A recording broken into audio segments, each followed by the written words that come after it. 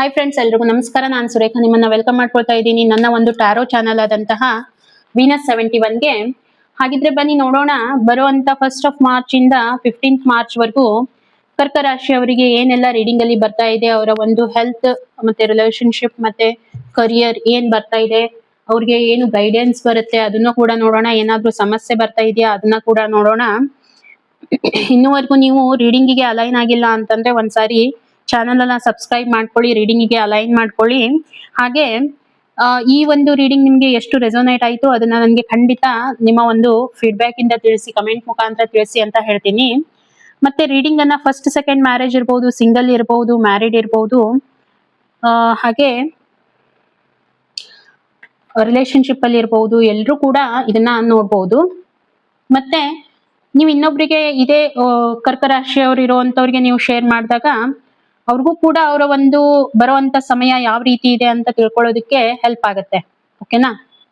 ಹಾಗಿದ್ರೆ ನೋಡೋಣ, ಕರ್ಕ ರಾಶಿಯವರಿಗೆ ಬರುವಂತ ಈ ಒಂದು 1st of March ಮತ್ತೆ 15th March ಒಳಗಡೆ ಏನೆಲ್ಲ ಗೈಡೆನ್ಸ್ ಬರ್ತಾ ಇದೆ ಅಂತ ಹೇಳಿ. ಸೊ ಫಸ್ಟ್ ಆಫ್ ಆಲ್ ನಾನು ಹೆಲ್ತ್ ವೈಸ್ ನೋಡ್ತಾ ಇದ್ದೀನಿ, ತುಂಬಾ ಬ್ಯಾಲೆನ್ಸ್ ಆಗಿದ್ರಿ. ಹೆಲ್ತ್ ಅಲ್ಲಿ ಯಾವುದೇ ನಿಮ್ಗೆ ತೊಂದರೆಗಳು ಕಾಣ್ತಾ ಇಲ್ಲ. ತುಂಬಾನೇ ಒಂದು ಬ್ಯಾಲೆನ್ಸ್ಡ್ ಪರ್ಸನ್ ಅಂತ ಹೇಳಿಕ್ ಇಷ್ಟಪಡ್ತೀನಿ.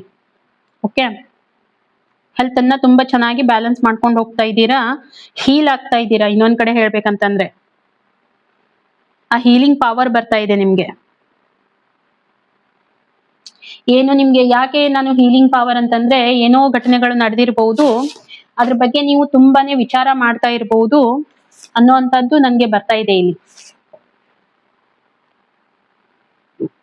ಸ್ವಲ್ಪ ರಿಲ್ಯಾಕ್ಸ್ ಮಾಡ್ಕೊಳ್ತಾ ಇದ್ದೀರಾ ನಿಮ್ಮನ್ನ ನೀವು. ಪ್ರೆಸೆಂಟ್ ಮೂಮೆಂಟ್ ಅಲ್ಲಿ ಸೆಲ್ಫ್ ಕೇರ್ ಜಾಸ್ತಿ ಮಾಡ್ಕೊಳ್ತಾ ಇದ್ದೀರಾ. ಸ್ವಲ್ಪ ಸ್ಟ್ರೆಸ್ ತುಂಬಾನೇ ಇತ್ತೇನೋ ಇದಕ್ಕಿಂತ ಮುಂಚೆ, ನಿಮ್ಗೆ ಟೆನ್ಷನ್ ಇತ್ತು, ಸ್ಟ್ರೆಸ್ ಇತ್ತು.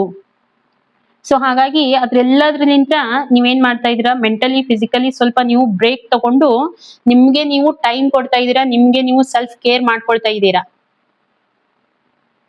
ಸೊ ರಿಸಲ್ಟ್ ವೈಸ್ ನಾನ್ ನೋಡ್ತಾ ಇದ್ರೆ ಬರುವಂತ ದಿನಗಳಲ್ಲಿ ನಿಮ್ಗೆ ಹೆಲ್ತ್ ವೈಸ್ ತುಂಬಾನೇ ರಿಕವರ್ ಮಾಡ್ಕೊಂಡಿರ್ತೀರಾ, ತುಂಬಾ ಚೆನ್ನಾಗಿದೆ, ತುಂಬಾ ಎನರ್ಜೆಟಿಕ್ ಆಗಿರ್ತೀರಾ. ಏನೇ ಕೆಲಸ ಕೊಟ್ಟರು ಮಾಡುವಂತ ಪೊಸಿಷನ್ ಅಲ್ಲಿ ನೀವು ಹೋಗಿರ್ತೀರಾ ಇನ್ ಫ್ಯೂಚರ್ ಅಲ್ಲಿ.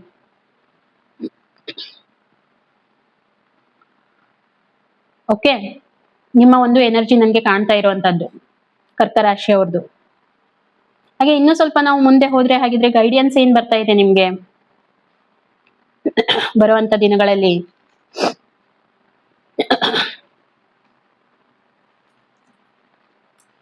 ಸೊ ನಾನ್ ನೋಡ್ತಾ ಇರುವಂತ ಪ್ರಕಾರ ಗೈಡೆನ್ಸ್ ನೋಡಿ, ಹೆಲ್ತ್ ಅಲ್ಲಿ ನಿಮ್ಮಷ್ಟಕ್ಕೆ ನೀವು ಯಾವುದೇ ರೀತಿ ರಿಸ್ಟ್ರಿಕ್ಟ್ ಮಾಡ್ಕೊಳ್ಳುವಂತ ಅವಶ್ಯಕತೆ ಇಲ್ಲ. ಎಲ್ಲ ಚೆನ್ನಾಗಿದೆ, ರಿಸ್ಟ್ರಿಕ್ಟ್ ಮಾಡ್ಕೊಳ್ಳಿಕ್ ಹೋಗ್ಬೇಡಿ. ಇದೇ ತಿನ್ಬೇಕು, ಇದೇ ಬಿಡ್ಬೇಕು ಇರುತ್ತೆ ಕೆಲವೊಂದು ಜನರಿಗೆ, ಅದು ಹೆಲ್ತ್ ಕಾನ್ಶಿಯಸ್ ಆಗಿರ್ತಾರೆ. ಓಕೆ, ಅಷ್ಟು ನೀವು ರಿಸ್ಟ್ರಿಕ್ಟ್ ಮಾಡುವಂತ ಅವಶ್ಯಕತೆ ಏನು ಇಲ್ಲ. ಸೊ ಫ್ರೀ ಆಗಿರಿ. ಓಕೆ, ಇದು ಬರುವಂತ ಹೆಲ್ತ್ ನಿಮ್ಗೆ ಯಾವ ರೀತಿ ಇದೆ ಅಂತ ಹೇಳಿ. ಇನ್ನು ಕರಿಯರ್ ವೈಸ್ ನಾನು ನೋಡಿದಾಗ, ಕರಿಯರ್ ಅಲ್ಲಿ ಯಾವ್ದೋ ರೀತಿ ಒಂದು ಅಪಾರ್ಚುನಿಟಿ ನಿಮ್ಮ ಹತ್ರ ಬಂದಿತ್ತು, ಒಂದು ಹೊಸ ಅಪಾರ್ಚುನಿಟಿ ನಿಮ್ಮ ಹತ್ರ ಬಂದಾಗ ಅದನ್ನ ನೀವು ಗ್ರಾಬ್ ಮಾಡ್ಕೊಂಡಿದ್ದೀರಾ, ತುಂಬಾ ಚೆನ್ನಾಗಿ ಅದನ್ನ ಮ್ಯಾನೇಜ್ ಮಾಡಿದೀರಾ, ಮ್ಯಾನೇಜ್ ಮಾಡ್ತಾ ಇದ್ದೀರಾ ಕೂಡ, ತುಂಬಾ ಒಂದು ಅಚೀವ್ ಮಾಡಿದೀರಾ ಒಂದು ಫೀಲ್ಡ್ ಅಲ್ಲಿ ಅಂತ ಹೇಳ್ಬೋದು ಕರಿಯರ್ ಅಲ್ಲಿ. ಓಕೆ, ಯಾವುದೋ ಒಂದು ಅಪಾರ್ಚುನಿಟಿ ನಿಮ್ಮ ಬಿಸ್ನೆಸ್ ಅಲ್ಲಿ ಇರ್ಬೋದು, ನಿಮ್ಮ ಜಾಬ್ ಅಲ್ಲಿ ಇರ್ಬೋದು, ಅಥವಾ ನಿಮ್ಮ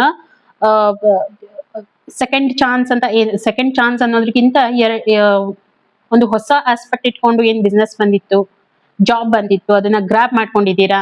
ಅದರಲ್ಲಿ ತುಂಬಾ ಚೆನ್ನಾಗಿ ನೀವು ಮಾಡ್ತಾ ಇದ್ದೀರಾ. ಬರೋ ಅಂತ ದಿನಗಳಲ್ಲಿ ಯಾಕೋ ಸ್ವಲ್ಪ ನನ್ಗೆ ಇನ್ ಫ್ಯೂಚರ್ ಅಲ್ಲಿ ಸ್ವಲ್ಪ ಯಾಕೋ ನಿಮ್ಮೊಳಗೆ ನಿಮ್ಗೆ ಯಾಕೋ ಗೊಂದಲ ಅಂತ ಅನಿಸ್ತಾ ಇದೆ.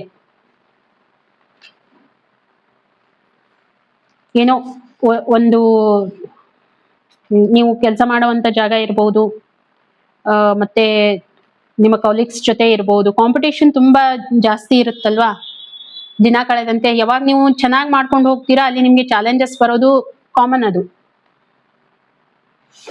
ಸೊ ಹಾಗಾಗಿ ಸ್ವಲ್ಪ ಚಾಲೆಂಜಸ್ ನಿಮ್ಗೆ ಬರುತ್ತೆ, ಬಿಸ್ನೆಸ್ ವೈಸ್ ಇರ್ಬೋದು, ನಿಮ್ಮ ಒಂದು ಜಾಬ್ ರಿಲೇಟೆಡ್ ಇರ್ಬೋದು ಬರುವಂತ ದಿನಗಳಲ್ಲಿ, ವರ್ಕ್ ಪ್ಲೇಸ್ ಅಲ್ಲಿ. ಸ್ವಲ್ಪ ಕಮ್ಯುನಿಕೇಶನ್ ನಿಮ್ದು ಕಟ್ ಆಗುವಂತದ್ದು ಯಾರ್ದಾದ್ರ ಜೊತೆ. ಸ್ವಲ್ಪ ಸ್ಟ್ರೆಸ್ ಅಥವಾ ಟೆನ್ಷನ್, ಸ್ವಲ್ಪ ಆರ್ಗ್ಯುಮೆಂಟು ನಿಮ್ಮ ಕಾಲೀಗ್ಸ್ ಜೊತೆಗೆ. ತುಂಬಾ ನೀವು ಅವ್ರ ಜೊತೆಗೆ ಜಗಳಕ್ಕೆ ನಿಲ್ಲಿಕ್ ಹೋಗ್ಬೇಡಿ. ನಾನೇ ಮಾಡಿದ್ ಸರಿ ಅಂತ ಅನ್ನೋದು ಕೂಡ ಏನ್ ಬೇಡ. ಯಾಕಂತಂದ್ರೆ ನೋಡಿ, ಒಂದು ಜಾಬ್ ಅಥವಾ ಒಂದು ವರ್ಕ್ ಪ್ಲೇಸ್ ಅಂತ ಇದ್ದಾಗ ಈ ರೀತಿ ಕಾಂಪಿಟೇಷನ್ಸ್ ಎಲ್ಲ ತುಂಬಾ ಕಾಮನ್. ಎಷ್ಟು ಸಾಧ್ಯ ಆಗುತ್ತೆ ಅಷ್ಟು ನಮ್ಮ ಒಂದು ಮನಸ್ಸಿನ ಮೇಲೆ ನಾವು ಕಂಟ್ರೋಲ್ ಅನ್ನ ಮಾಡ್ಕೊಂಡ್ಬಿಟ್ಟು ಅಲ್ಲಿ ಸಂಭಾಳಿಸ್ತಾ ನೀವು ಎಷ್ಟು ಮಾಡ್ಕೊಂಡು ಹೋಗ್ತೀರಾ ಅಷ್ಟು ನಿಮ್ಗೆ ಚೆನ್ನಾಗಿರುತ್ತೆ. ನಾವು ಜಗಳ ಏನೋ ಮಾಡ್ತೀವಿ, ಅವ್ರ ಜೊತೆ ಯುದ್ಧ ಮಾಡಿ ಗೆಲ್ತೀವಿ ಅಷ್ಟೇ. ಬಟ್ ಅದರಿಂದ ಏನಾಗುತ್ತೆ ಹೇಳಿ? ನಿಮ್ಮ ಜೊತೆಗಿದ್ದವರು ಇವರು ಇದೇ ರೀತಿ ಇರೋದು, ನಾನು ಮಾತಾಡೋದೇ ಬೇಡ ಅಂತ ಮುನಿಸ್ಕೊಂಡು ಹೋಗೋ ಚಾನ್ಸಸ್ ತುಂಬಾನೇ ಕಾಣ್ತಾ ಇದೆ. ಅದಕ್ಕೆ ನಿಮ್ಮಲ್ಲಿ ನಿಮ್ಗೆ ಗೊಂದಲ ಏನು ಬೇಡ. ನಿಮ್ಗೆ ಹಾಗೆ ಅನಿಸ್ತಾ ಇದೆಯಾ? ಓಕೆ, ಕಮ್ಯುನಿಕೇಶನ್ ಅನ್ನ ಸ್ಟಾಪ್ ಮಾಡಿ. ಜಗಳ ಏನ್ ಮಾಡೋದು ಬೇಡ. ಸ್ವಲ್ಪ ಪೇಷನ್ಸ್ ತಗೊಳ್ಳಿ ನೀವೇ. ಗೈಡೆನ್ಸ್ ಕೂಡ ನಿಮ್ಗೆ ಅದೇ ಬರ್ತಾ ಇರುವಂತದ್ದು. ನಿಮ್ದ್ರೊಳಗೆ ನಿಮ್ಗೆ ಗೊಂದಲಗಳು ತುಂಬಾನೇ ಬರ್ತಿರ್ತಾವೆ. ಅದ್ರ ಮೇಲೆ ನೀವು ಕಂಟ್ರೋಲ್ ಅನ್ನ ತಗೋಬೇಕು.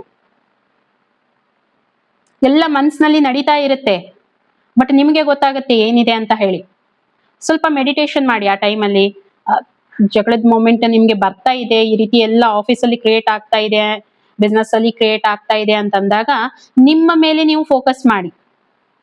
ಹೊರಗಡೆ ಜಗತ್ತಿನ ಜೊತೆಗೆ ನಾವು ಯುದ್ಧ ಮಾಡಿ ಗೆಲ್ಲೋದಕ್ಕಾಗೋದಿಲ್ಲ. ಬಟ್ ಮನಸ್ಸೊಳಗೆ ಏನ್ ನಿಮ್ಗೆ ಗೊಂದಲಗಳು ನಡೀತಾ ಇರುತ್ತೆ, ಯುದ್ಧಗಳು ನಡೀತಾ ಇರುತ್ತೆ, ಅದ್ರ ಮೇಲೆ ನೀವು ಸಕ್ಸಸ್ಫುಲ್ ಆಗಿ ಕಂಟ್ರೋಲ್ ಅನ್ನ ತಗೋಬಹುದು. ನಡೆಯುತ್ತೆ. ಈ ಬರುವಂತ ಸಿಚುವೇಶನ್ ಆ ರೀತಿ ಇದೆ, ನಿಮ್ಗೆ ಬರುತ್ತೆ. ಯೂನಿವರ್ಸ್ ಇಂದ ನಿಮ್ಗೆ ಅದೇ ರೀತಿ ಗೈಡ್ಲೈನ್ಸ್ ಬರ್ತಾ ಇದೆ. ಸ್ವಲ್ಪ ಗಮನ ಕೊಡಿ. ನಿಮ್ಮ ಒಂದು ಸ್ಟ್ರೆಸ್ ಏನಿದೆ, ನೀವು ಏನು ಸ್ಟಕ್ ಆಗುವಂತ ಚಾನ್ಸಸ್ ಇದೆ, ಡಿಪ್ರೆಷನ್ ಚಾನ್ಸಸ್ ಇದೆ. ಯಾಕಂದ್ರೆ ಜಗಳ ಅಂತ ಆದ್ಮೇಲೆ ಇವೆಲ್ಲ ಕಾಮನ್, ಬಟ್ ಅದನ್ನ ನೀವು ಗೆಲ್ಲಬಹುದು. ಓಕೆ, ಅದಕ್ಕೆ ಮುಂಚಿತವಾಗಿ ಈ ರೀಡಿಂಗ್ ಅನ್ನ ನೋಡಿದ್ರೆ ನಿಮ್ಗೆ ಗೊತ್ತಾಗ್ಬಿಡತ್ತೆ. ಇನ್ನು ನಾನು ರಿಲೇಶನ್ಶಿಪ್ ವೈಸ್ ನೋಡಿದಾಗ, ರಿಲೇಶನ್ಶಿಪ್ ಅನ್ನ ತುಂಬಾ ಚೆನ್ನಾಗಿ ನೀವು ಹ್ಯಾಂಡಲ್ ಮಾಡುವಂತ ಪರ್ಸನ್. ಆದ್ರೆ ನೋಡಿ, ಕೆಲವೊಂದ್ಸಾರಿ ಏನಾಗುತ್ತೆ, ನಾವು ತುಂಬಾನೇ ಆ ಒಂದು ರಿಲೇಶನ್ಶಿಪ್ ಅನ್ನ ನಮ್ಮ ಹತೋಟಿಯಲ್ಲಿ ಇಟ್ಕೋಬೇಕು ಅಂತ ಹೋಗ್ತೇವಿ. ಸೊ ನಿಮ್ಮ ಮೈಂಡ್ ಸೆಟ್ ಕೂಡ ಈಗ ಅದೇ ರೀತಿಯಾಗಿರುವಂತದ್ದು. ನೀವು ತುಂಬಾನೇ ಹಿಡ್ಕೊಂಡು ಹೋಗ್ತಾ ಇದ್ದೀರಾ, ಎಲ್ಲ ನಿಮ್ಮ ಕಂಟ್ರೋಲ್ ಅಲ್ಲಿ ತಗೊಂಡು ಹೋಗ್ತಾ ಇದ್ದೀರಾ ರಿಲೇಶನ್ಶಿಪ್ ಅಲ್ಲಿ. ಬೇಡ, ಅಷ್ಟು ಫ್ರೀ ಆಗ್ಬಿಡಿ. ಯಾಕೆ ಇದನ್ನ ಹೇಳ್ತಾ ಇದ್ದೇನೆ ಅಂತಂದ್ರೆ ನೋಡಿ, ನಾವು ಎಷ್ಟು ಫ್ರೀ ಆಗಿರ್ತೀವಿ, ನಮ್ಮ ಜೊತೆಗಿದ್ದವರು ಅಷ್ಟು ಫ್ರೀ ಆಗಿದ್ದಾಗ ಮಾತ್ರ ನಮ್ಮ ಅವ್ರದ್ದು ಒಂದು ಕಮ್ಯುನಿಕೇಶನ್ ಚೆನ್ನಾಗಿರುವಂತದ್ದು, ಮುಂದೆ ಸಲೀಸಾಗಿ ನಾವು ಹೋಗ್ತಾ ಇರುವಂತದ್ದು. ಎಲ್ಲಿ ಇದು ಎಲ್ಲ ಬರೋದಿಲ್ಲ ಅಂತಂದ್ರೆ, ನಾವು ಅವ್ರಿಗೆ ಯಾವಾಗ ಅದನ್ನ ಬಿಗಿಯಾಗಿ ಟೈಟ್ ಆಗಿ ಆ ಒಂದು ದಾರವನ್ನ ಹಿಡಿದು ಎಳಿತೀವಿ, ಅಲ್ಲೇ ಚಾನ್ಸಸ್ ಇರುತ್ತೆ ಅವರು ನಮ್ಮಿಂದ ಬಿಟ್ಕೊಂಡು ಮುಂದೆ ಹೋಗ್ಬೇಕು ಅನ್ನೋ ಅಂತದ್ದು ತುಂಬಾನೇ ಚಾನ್ಸಸ್ ಇರುತ್ತೆ. ಸೊ ಹಾಗಾಗಿ ಫ್ರೀಡಮ್ ಏನಪ್ಪಾ ಒಂದು ಫೋಕಸ್ ಮಾಡ್ಬೇಕು ಅಂತಂದ್ರೆ, ನಿಮ್ಮ ಫ್ರೀಡಮ್ ನಿಮ್ಗೆ ಎಷ್ಟು ಇಂಪಾರ್ಟೆಂಟ್ ಇರುತ್ತೆ. ಫ್ರೀಡಮ್ ಅಂದ್ರೆ ನೋಡಿ, ನಾನ್ ಹೇಳ್ತಾ ಇರೋದು ಫ್ರೀ ಆಗಿ ಬಿಟ್ಬಿಡ್ಬೇಕು ಅಂತ ಅಲ್ಲ. ನಮ್ಮ ಒಂದು ಏನ್ ಅನಿಸಿಕೆಗಳಿರುತ್ತೆ ಅದನ್ನ ಅವ್ರ ಮೇಲೆ ಹಾಕದೇ ಇರುವಂತದ್ದು. ಅವ್ರಿಗೆ ಥಿಂಕ್ ಮಾಡುವಂತದ್ದು ಫ್ರೀಡಮ್ ಅನ್ನ ಕೊಡಿ. ಕೆಲವೊಂದ್ಸಾರಿ ಬಹಳ ನಾವು ಅದನ್ನ ಹಿಡಿದಿಟ್ಕೊಂಡು ಹೋಗ್ಬಾರ್ದು. ಓಕೆ, ಮತ್ತೆ ಇನ್ನು ನಾನು ಇದ್ರ ಬಗ್ಗೆ ಹೇಳ್ಬೇಕು ಅಂತಂದ್ರೆ, ರಿಲೇಶನ್ಶಿಪ್ ಅಲ್ಲಿ ಅಂತ ಬಂದಾಗ ಅಷ್ಟು ನೀವು ಈಗೇನ್ ಮಾಡ್ತಾ ಇದ್ದೀರಾ ಅದನ್ನ ಮಾಡಿ. ರೆಸ್ಪಾನ್ಸಿಬಿಲಿಟೀಸ್ ತಗೊಳ್ಳಿ, ಸ್ವಲ್ಪ ಜವಾಬ್ದಾರಿ ತಗೊಳ್ಳಿ, ಸ್ವಲ್ಪ ಫ್ರೀಡಮ್ ಕೊಡಿ, ಸ್ವಲ್ಪ ನೀವು ಜವಾಬ್ದಾರಿ ತಗೊಳ್ಳಿ. ಎಲ್ಲ ಅವ್ರ ಮೇಲೇನೆ ಬಿಡುವಂತದ್ದು ಅಲ್ಲ, ಎಲ್ಲ ನೀವೇ ತಗೊಳ್ಳುವಂತದ್ದು ಅಲ್ಲ. ಅವ್ರದೇ ಆದಂತದ್ದು ಕೆಲವೊಂದಿಷ್ಟು ಪ್ರಯಾರಿಟೀಸ್ ಇರುತ್ತೆ, ವರ್ಕ್ ಇರುತ್ತೆ, ಅದನ್ನ ಅವ್ರಿಗೆ ಕೊಡಿ. ನಿಮ್ಮದೇ ಆದಂತದ್ದು ಏನ್ ಪ್ರಯಾರಿಟೀಸ್ ಇದೆ, ವರ್ಕ್ ಇದೆ, ಅದನ್ನ ನೀವು ತಗೊಳ್ಳಿ. ಬ್ಯಾಲೆನ್ಸ್ ಮಾಡ್ಕೊಂಡು ಹೋಗ್ಬೇಕು. ಓಕೆ, ಸೊ ಈ ಕನ್ಫ್ಯೂಷನ್ಸ್ ಏನು ಬೇಡ. ನಿಮ್ಗೆ ಗೈಡೆನ್ಸ್ ಬರ್ತಾ ಇರುವಂತದ್ದು ಯಾವುದೇ ರೀತಿ ಕನ್ಫ್ಯೂಸ್ ಆಗುವಂತ ಅವಶ್ಯಕತೆ ಇಲ್ಲ. ಎಲ್ಲ ಚೆನ್ನಾಗಿದೆ, ಅದನ್ನ ಯಾವ ರೀತಿ ಇದೆ ಅದನ್ನ ಬ್ಯಾಲೆನ್ಸ್ ಮಾಡ್ಕೊಂಡು ಹೋದ್ರೆ ಸಾಕು. ನಾವು ನಮ್ಮ ವರ್ಕ್ ಪ್ಲೇಸ್ ಇರ್ಬೋದು, ನಮ್ಮ ಒಂದು ಇರುವಂತ ಪ್ಲೇಸ್ ಇರ್ಬೋದು, ವರ್ಕ್ ಪ್ಲೇಸ್ ಇರ್ಬೋದು, ಎಲ್ಲಾನು ಒಂದ್ ಕಡೆ ತಗೊಂಡ್ ಬಂದು ನಾವು ಮಾಡುವಂತದ್ದಲ್ಲ. ಅದನ್ನ ಜಸ್ಟ್ ಬ್ಯಾಲೆನ್ಸ್ ಮಾಡ್ತಾ ಹೋದ್ರೆ ಸಾಕು. ಇಷ್ಟೇ ನಿಮ್ಗೆ ಗೈಡೆನ್ಸ್ ಬರ್ತಾ ಇದೆ. ಒಂದು ಸ್ಟೇಬಲ್ ಫ್ಯೂಚರ್ ಇದೆ ನಿಮ್ಗೆ. ಫ್ರೂಟ್ಫುಲ್ ಆದಂತ ರಿಲೇಶನ್ಶಿಪ್ ನಿಮ್ದು ಬಿಲ್ಡ್ ಆಗತ್ತೆ ಆ ರೀತಿ ಮಾಡಿದ್ರೆ. ನಿಮ್ಮ ಒಂದು ರಿಲೇಶನ್ಶಿಪ್ ತುಂಬಾ ಸ್ಟ್ರಾಂಗ್ ಆಗಿರುತ್ತೆ. ಇನ್ನೂ ಹೇಳ್ಬೇಕಂತಂದ್ರೆ ಇದನ್ನ ನೀವು ಬ್ಯಾಲೆನ್ಸ್ ಮಾಡೋದನ್ನ ಕಲ್ತ್ರಿ ಅಂತಂದ್ರೆ. ಓಕೆ, ನೀವು ಮಾಡ್ತೀರಾ ಕೂಡ, ಅಷ್ಟು ಮಾತ್ರ ನನ್ಗೆ ನಂಬಿಕೆ ಇದೆ. ಹಾಗಿದ್ರೆ ರೀಡಿಂಗ್ ನಿಮ್ಗೆ ಹೇಗ್ ಅನಿಸ್ತು ನನ್ಗೆ ಕಮೆಂಟ್ ಮುಖಾಂತರ ತಿಳಿಸಿ. ಎಷ್ಟು ರೆಸೋನೇಟ್ ಆಯ್ತು ಅಂತ ಕೂಡ ನನ್ಗೆ ತಿಳಿಸಿ ಅಂತ ಹೇಳ್ತಾ ಸಿಗೋಣ ಇನ್ನೊಂದು ವಿಡಿಯೋದಲ್ಲಿ. ಅಲ್ಲಿವರೆಗೂ ಎಲ್ರಿಗೂ ಕೂಡ ಥ್ಯಾಂಕ್ ಯು.